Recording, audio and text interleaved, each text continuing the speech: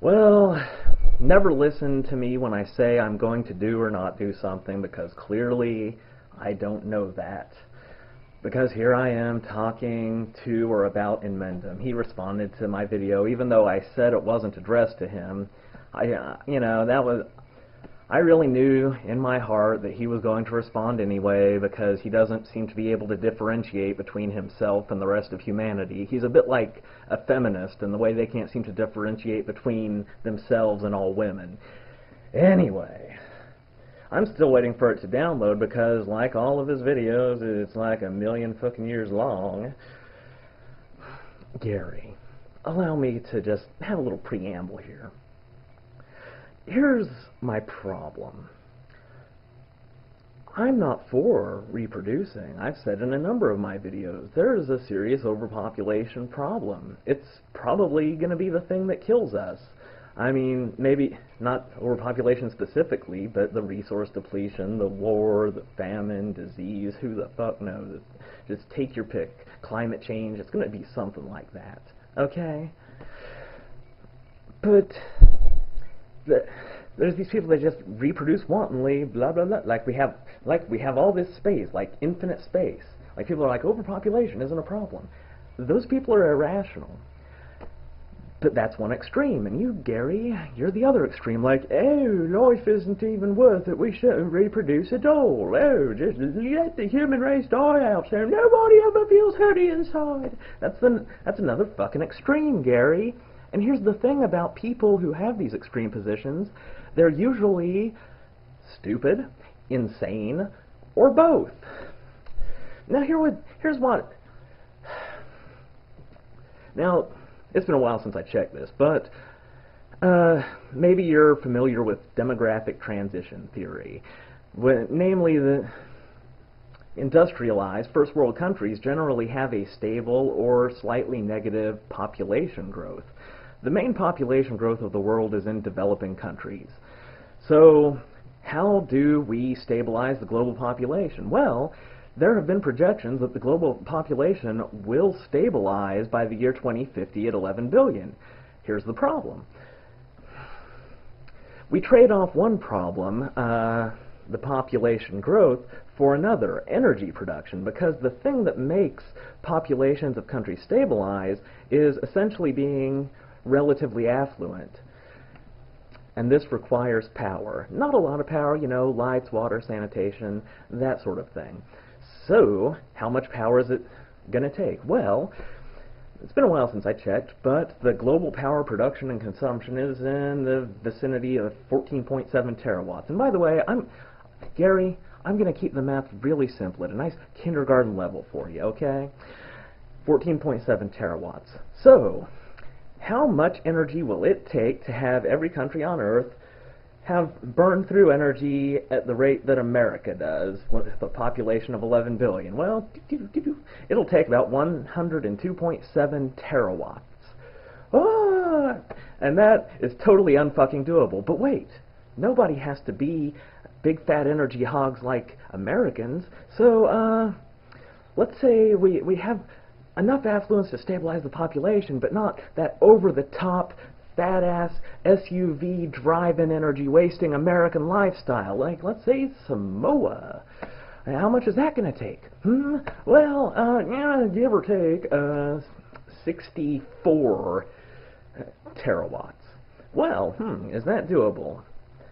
Well, what do we have available? Nuclear power? Well, to get to that level with the average power production of a nuclear power plant, we'd have to build approximately 2 per year for the next 40 years, which is insanely aggressive. Nobody's really going to go for that. Well, what about wind power? Don't make me fucking laugh, motherfucker. Even if we put these wind turbines, what I'm saying is all of these things, this is a logical assessment of the population problem, Gary. And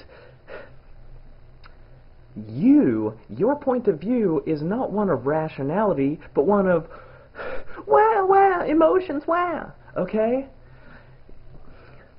Perhaps you're not clear on this because I don't go around saying it, because people usually find this kind of thing rather abrasive, but I am smarter than you, Gary. I am. I usually don't have to say this because people with any kind of perceptive abilities pick up on it, despite me not being serious, despite me cursing, okay? But I'm just going to tell you, Gary, I'm smarter than you. I know a lot more than you. You're not an expert in anything. You don't know shit about physics or chemistry or sociology or anything. All you know is, oh, life hurts. Oh, let's fuck it. Okay? And here's another thing. Here's what bothers me most. You know those like Republicans that they're like anti-gay, and then it turns out they're these raging closet homosexuals? Well, that's kind of why you disgust me, Gary, because I have this cancer eating away at my fucking soul. This knowledge, right, of what's going on. But here's the thing. I choose not to wallow in self-pity. I choose to actually try to, live life. And this is the important part, Gary. Despite having this cancer eating away at my soul, I don't spread it to other people because there's no point. Because any place that your message, your precious fucking message reaches, any place that has internet, is not one of the places that has this population boom that's going to fucking kill us. What you are saying, you're pissing and moaning and talking about how life is suffering, blah, blah, blah, blah, blah. It's not helping anybody. You're just being a Debbie Downer, okay? And if you want to have a depressive quitter attitude about life, that is fine. Just don't go making people feel like shit because they're not doing anything when they can't do anything, okay? Is that so hard? No, I'm going to go see if your video's done downloading so I can go ahead and respond to parts of it. See, don't listen to me when I say I'm going to do something, because I'm not going to go to the video. I'm not. Because I've wasted so much fucking time on you, Gary, and I just noticed it's even longer than I thought. I didn't look. It's like 40 fucking minutes. I'm not even going to be alive in 40 minutes. Look at these crow's feet. Look at them. See? Okay. Gary, you're not... Here's another thing. You're a moralizer. You're one of these people who thinks that you know best for everybody, that you just have to tell everybody how they should do their business.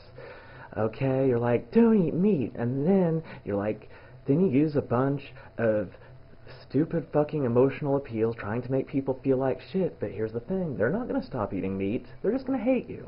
So are you accomplishing anything? No.